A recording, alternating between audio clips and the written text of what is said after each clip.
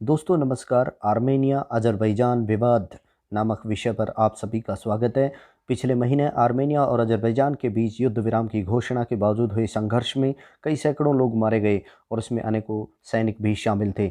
दरअसल आर्मेनिया और अज़रबैजान के मध्य नागोर्नो कराबाख को लेकर भौगोलिक विवाद सोवियत गणराज्य के समय से ही विद्यमान है, जो एक बार फिर से चर्चा में है। यह संघर्ष जुलाई से शुरू हो चुका है, जिसने सितंबर के आखिरी सप्ताह में तो युद्ध का रूप भी धारण किया था।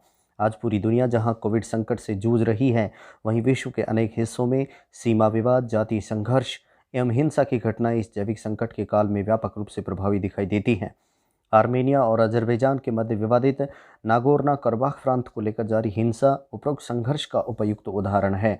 विश्व पटल पर विभिन्न राष्ट्रों के मध्य भौगोलिक विवादों को सीमा विवादों के तौर पर देखा जा सकता है।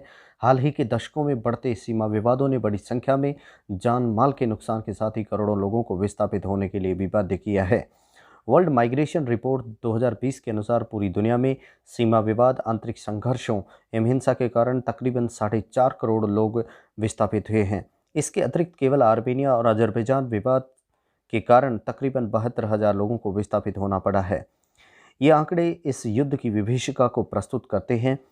साथ ही साथ इस संदर्भ में इस संघर्ष को दो परिप्रेक्ष्यों में देखना महत्वपूर्ण होगा।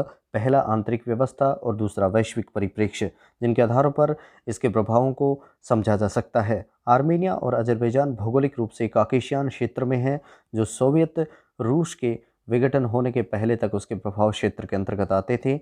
इसके अतिरिक्त इस क्षेत्र का महत्व प्राकृतिक ऊर्जा के स्रोतों के कारण भी महत्वपूर्ण है, जहां अज़रबैजान तत्कालीन समय में मध्य एशिया और यूरोप में तेल के निर्यातक के रूप में स्थापित है। वहीं आर्मेनिया मूलतः कृषि, खनिज संसाधनों, दूरसंचार और पनबिजली पर आधारित अर्थव्यवस्था है। दोनों ही राष्ट्रों के लिए सीमित और बहुमूल्य पेट्रोलियम उत्पाद वैश्विक अर्थव्यवस्था में महत्वपूर्ण स्थान बनाए रखने की दृष्टि से जरूरी हैं। तत्कालीन भौगोलिक विवाद का आरंभ बिंदु 20वीं शताब्दी में परिलक्षित होता है, जब स्टालिन के द्वारा नागोर्नो कराबाख प्रांत को सोवियत अज़रबैजान के स्वायत्त शासन में दे दिया गया था। हालांकि आर्मेनिया के निवासियों ने उस समय भी इसका विरोध किया था। वर्ष 1988 में उन्होंने इस प्रांत को सोवियत आर्मेनिया को देने की मांग की। वर्ष 1991 में इस विवाद ने गंभीर रूप धारण कर लिया और आर्मेनियाई सेना ने नागोर्नो कराबाख प्रांत और अज़रबैजान शासित 7 अन्य प्रांतों पर अधिकार स्थापित करके वहां स्वतंत्रता की घोषणा कर दी। हालांकि इसे किसी भी राष्ट्र के द्वारा स्वीकार नहीं किया गया। काकेशियन क्षेत्र में इस विवाद ने पिछली सदी के आखिरी दशक से ही निरंतर अशांति और अव्यवस्था की स्थिति को बढ़ावा दिया है, जिसने दोनों ही राष्ट्रों को एक दूसरे के प्रति आशंकित करने व परस्पर विरोधी गुटों के विकास को बढ़ावा दिया है। इन गुटों ने ऐतिहासिक और भौगोलिक संदर्भों के तहत निहित हितों का ध्यान रखते हुए विकल्पों का चयन किया है। एक और तुर्की ने धार्मिक, भौगोलिक और राजनीतिक तौर पर अज़रबैजान के लोगों का पक्ष लिया है, ताकि आर्मेनिया के बढ़ते प्रभाव को काकेशियन प्रांत में सीमित किया जा सके। और दूसरी तरफ रूस व ईरान, जिनकी सीमा आर्मेनिया व अज़रबैजान दोनों के साथ है, ने आर्मेनिया का साथ दिया, ताकि भूतपूर्व सोवियत प्रांतों में रूसी व ईरानी हितों की रक्षा की जा सके तथा अज़रबैजान के ईरानी सीमा पर बढ़ते प्रभाव को रोका जा सके।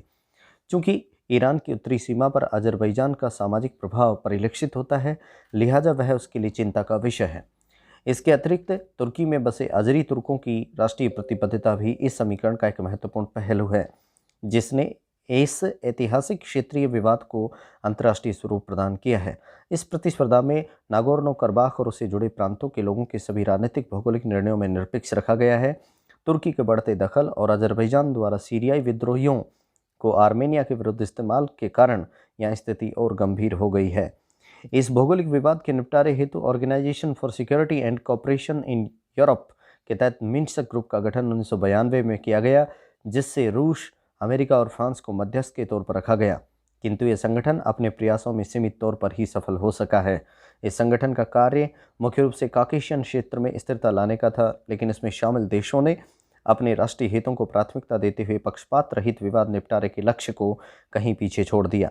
बढ़ते क्षेत्रीय विवादों के दौर में राष्ट्रों को लोकतांत्रिक व्यवस्था का प्रयोग कर आपसी समझौते से इसका हल निकालने का प्रयास करना चाहिए। साथ ही अंतर्राष्ट्रीय मंचों पर इनका समाधान तलाशने की भी कोशिश की जानी चाहिए। धन्यवाद।